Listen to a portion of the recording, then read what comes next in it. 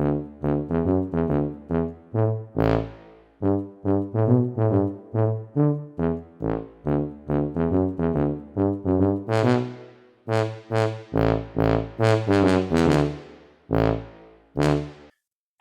and welcome back to the cartoonist studio, or my front room. It's that time of year again. The skinny tree has to come out. That's what the kids called it, Dad's skinny tree. It's a fake one, it's not a real one. I'd love a real one, but to be honest with you, when it's just you in the house, what's the point? I didn't even want to put the damn thing up. But the kids, or the grandkids, love to see the tree. So you know what? Granddad and Dad's got to do as he's told. So up the tree goes.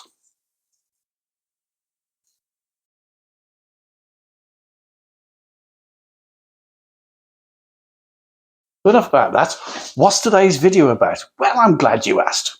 If you remember, I said I was going to produce a cartoon, well, a watercolour version of Rudolph. I did Santa Claus last Saturday, and I was going to do Rudolph this week. But when I did the Oodles of Doodles, I drew the partygoers, and I thought, you know what, I got an image in my mind that would make a very nice watercolour. It does, but my God, it took it out of me.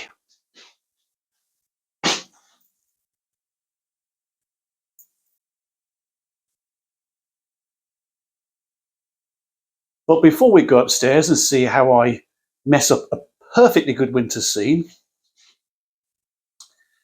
have a very Merry Christmas from me and the skinny tree to you and yours. And hope for continued success next year for everyone, including this channel. So, with a hearty sláinte and a Merry Christmas, let's get up in the studio, shall we? Cheers.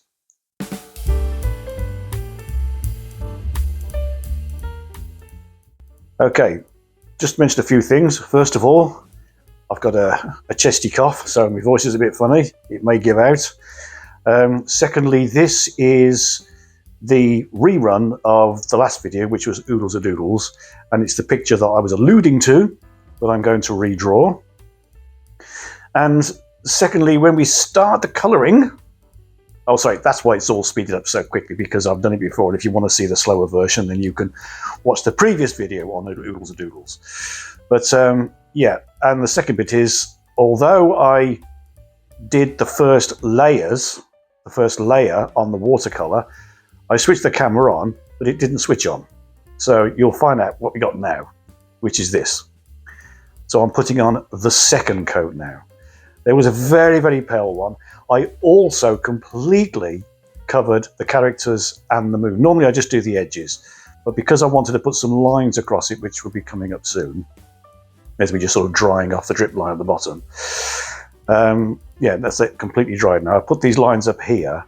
I wanted it completely covered rather than having to go round it and try and find a way of sort of keeping it right and keeping the lines straight, or straight-ish, shall we say.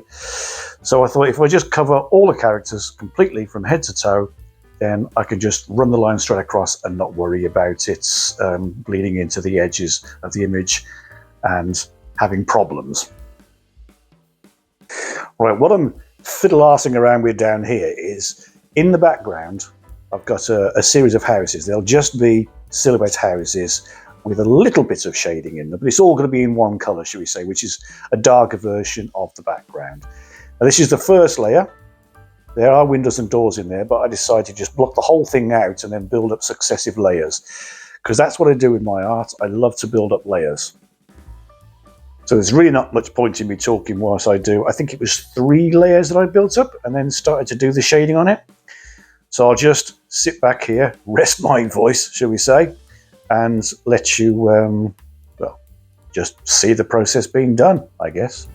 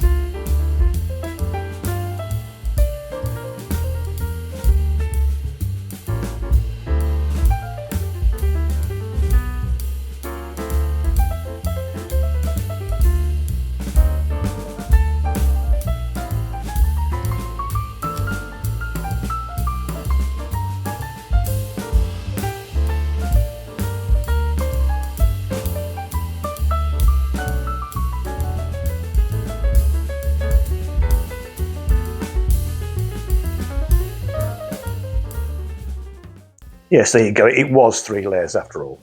Now what I'm doing here is I'm wetting the whole area so as I can put the cobalt blue down. Because it's at night time or evening, the snow isn't going to be white. There is going to be a hint of, sometimes you can use purple. I use blue. I use a mixture of it because there's so much violet or purple in there. I just thought I'd bring some blue in as well. Instead, sorry. And because the moon is above them and behind them, I kept the top half of it fairly light and the bottom half darker. I also built in some shadow as well.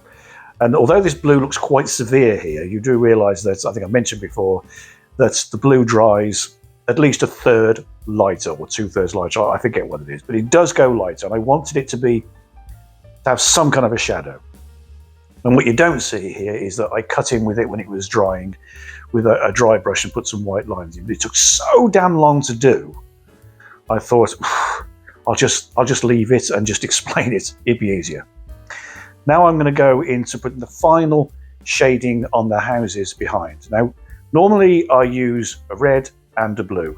I've always used like a cadmium red, I think it is, or what's the other one? I forget what the other one is now. There's 2 of them that I use. But this time I tried a 3rd red, and this one was spectrum red, and used cobalt blue, and it worked quite nicely.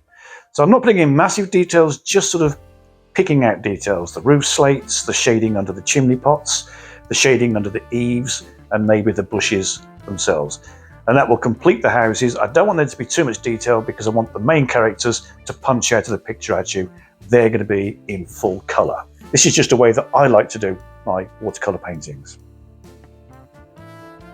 Also, I found watercolour painting to be incredibly therapeutic. When you've got to do comic pages or single panel cartoons or greeting cards advertising, you run into a certain deadline, you've got to get these things done fast. But with watercolours, I just really thoroughly enjoy the absolute pleasure of putting down the first layer and leaving it dry. I tend to pick up a book at this stage and have a read whilst it dries nice and thoroughly, always assuming I'm not working wet in wet. Right, just on that little point I thought I'd mention of my enjoyment of watercolours. This is now going on to the first layer of the flesh tint. And here I've used the spectrum red. I've continued to use the spectrum red throughout. In the last painting I did, I think it was a nighttime scene. So for the sky, I used French ultramarine. And then when I did the shading colours, I used French ultramarine as the blue rather than cobalt blue, just to keep some sort of a consistency in the picture, shall we say.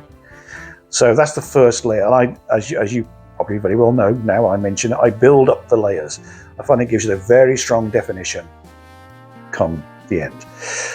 This is the spectrum red, fairly undiluted, shall we say, because the thing with gouache, which is what I'm using on these paintings, is they can be lovely and bright, and so if you wash them out, they're just very pale.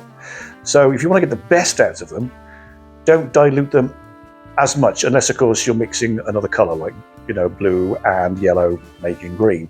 One of them's got to be diluted more depending on whether you want a more yellowy grass or you want a darker grass. Right, so I've just finished doing the yellow on his. That is cadmium yellow. Now, when I did this ale tanker to here, I made a mistake. I thought that the bottom bit was the circular bit that you have in some glasses, and I realised it wasn't. It was the bottommost part of the froth. So just adding water, drying the brush off and draining it up, putting a bit more water on there, draining it, a bit more water and draining it, eventually takes the paint off. It's always better if you can do this when the paint's still wet. It will work when it's dry, it's just harder work. So, you know, that's how you can get rid of mistakes. Now I've gone into the flesh tint darker, which means there's more red in there, a little bit more yellow, same cadmium yellow. And then I put some white in there, which really thickens it, defines it, and solidifies it, I find. Most artists will say, oh, don't use white and don't use black, they're lacks of colour. Oh, they're not, they're just colours, enjoy them. So yeah, so that'll be the 2 stages. I've left a nice little glow around it because the moon is directly behind them, so it's not coming from the left or the right. So it should have a fairly symmetrical glow around their entire faces. This will show up more when I put the black outline around it. Also, those of you who've noticed my paintings as of late, you'll notice I only really draw the characters, whether they be human or animal or whatever. I don't do the backgrounds anymore. I leave them just outlineless and rely on shading and what have you. And it has that look, I mentioned it last week, it has that look of almost like an animated movie where the backgrounds didn't have black outlines, just the characters did. And I've always loved that look, you know, when you look at the book, the art of Walt Disney or any of the animation studios. And I love the way that they look against a beautifully rendered background. Right, those little things up there, they kind of worked a little bit. When I drew them, I realized, oh my God, I'm putting snow up here, that'll be confusing. But they're the bubbles that you usually put when you're drawing someone who's either drunk or not well. In this case, obviously they're drunk. They'll probably be feeling not well in the morning. So now it's time to move on to the shading of the flesh tints. Once again, it's just the red and the blue. I think there's more red in this than blue. The blue just darkens it. The red gives it this nice purple effect, but when you put that onto any color, it's almost like a chameleon-like effect, takes on that color and produces the perfect shade for it. I have been using it largely as the only form of shading for quite a while, but recently I've been adding little bits of black into certain places as well, and I think a mixture of the two probably works better for a cartoon.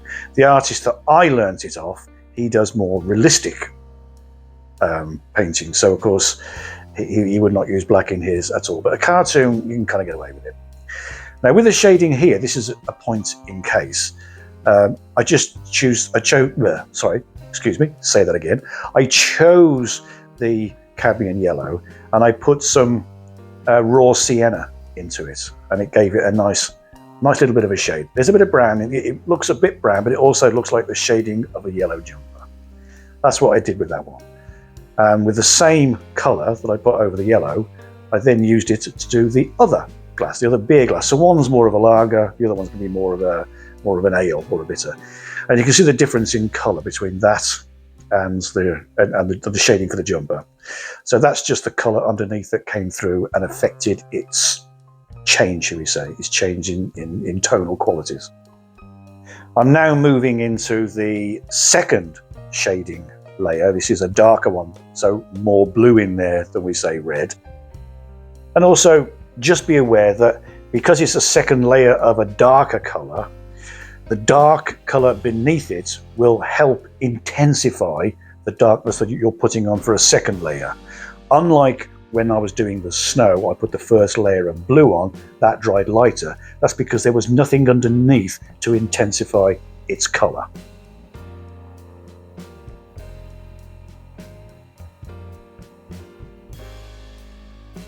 Okay, so now it's on to a very, very pale green. I think this is an olive green, very watered down. I know what I said earlier on about when using gouache, keep it good and strong, but I wanted to build up layers here, so it was okay. The scarf, I could have gone through, it's going to have two tones or two shades of green. I could have done them individually, or I could just do this first layer, let it dry, and then put a darker layer on top of it for the stripiness, shall we say, of the scarf. And so just put a little bit of green on the second Wellington boot or whatever it is, Gouache. I don't know what it's called around the world. We just call them wellies. And now this one here, this is one of the mistakes. I used a nice little purple colour, little mauve colour, but when I put it on there, I thought that's way too light. So I gave it a second coat. That's the reason why this one got two coats and the other one didn't. Normally I got a piece of paper by the side of me, and I mix the colours on there, and I just check the shading of it, and think, right, that's about the right colour. And then when I go to mix the colour that goes over the top of it, I've already got that colour, so I can put some colour over that, and I know what it's going to look like. But for some reason, I obviously didn't do that here. Okay, so now when I come to ink it, the mouths are open. I would normally have just put that with black solid, but I think it looks actually better if I use this black, because it's lamp black I use. If I just used that black and then maybe darken it once, or twice. It's not quite so strong and sort of in your face that if I'd done it with the India ink that I used to do all the outlines. Now here's what I mean by the scarf, the little stripes that go on the scarves. I've just given it a much darker second coat, and it should also do the bit of the scarf that's dangling out behind. There you go, I've done that bit. The fold, we say, that comes under the bow. And then I use the same green on the Wellingtons, and now because it was so light before, it punches it out and acts, you'll see it more on this one, and acts as a natural light and shade. When I do these things, I like to imagine if they're single blokes or married blokes, because if he's a single bloke, then his colour coordination would be off. But if he's married, chances are his wife or his girlfriend has dressed him, so therefore his clothes will be more sort of coordinated, shall we say. Just a thought that I think when I'm drawing characters. You don't have to, it's just something I've always done. Just thought I'd mention it. Now we're coming into the blue for the shading on the snow that's on the bottom of their boots and on the frothiness that's coming off their ale. The exaggerated cartoon frothiness.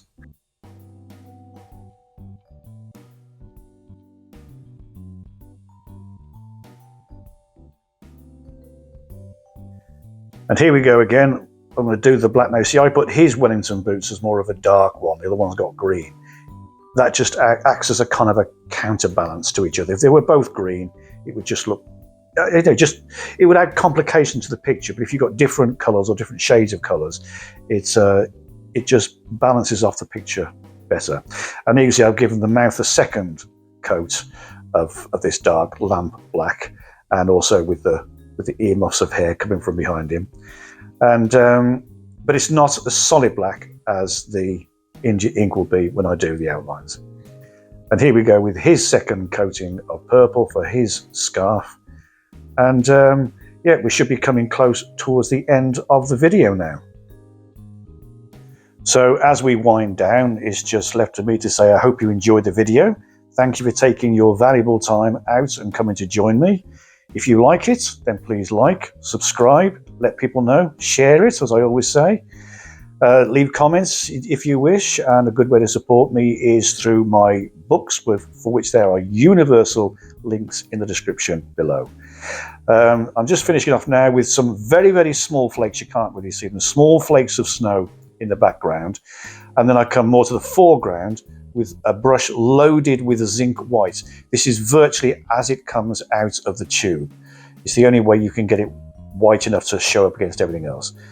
You can put as much or as little as you want with this. It's not one of those situations where less is more. It's just when you look at it and think, you know what, that gives the impression that it's snowed a bit heavily for a while, it's starting to lighten off. You're not losing the character, should we say, in the distance with too many snowflakes. But when someone looks at it, they can say, yeah, it's snowing. So there we go. Thank you very much once again for your time. Hope you enjoyed it, as I just said. Now what we've got to do is take the tape off, leaving nice clean lines, and then it's time for me to go away and ink it. And as usually happens at this stage, I mean, we all know what's going on here, so I will now leave you with a bit of music, and I will see you next week. I may do one midweek, I don't know, it depends. I'm not feeling the best at the moment, so we'll see how it progresses over the weekend. If I feel better, then yes, I'll treat you to a midweek one as well as one on the Friday or Saturday. But whatever happens, there'll be one next week, probably on the Saturday, might be on the Friday, and that'll be my Christmas card to you, to wish you a Merry Christmas and say thank you very much. Right, I'm off. Have a good week, a few days. I may see you on Wednesday, if not, next weekend. Until then, bye-bye for now.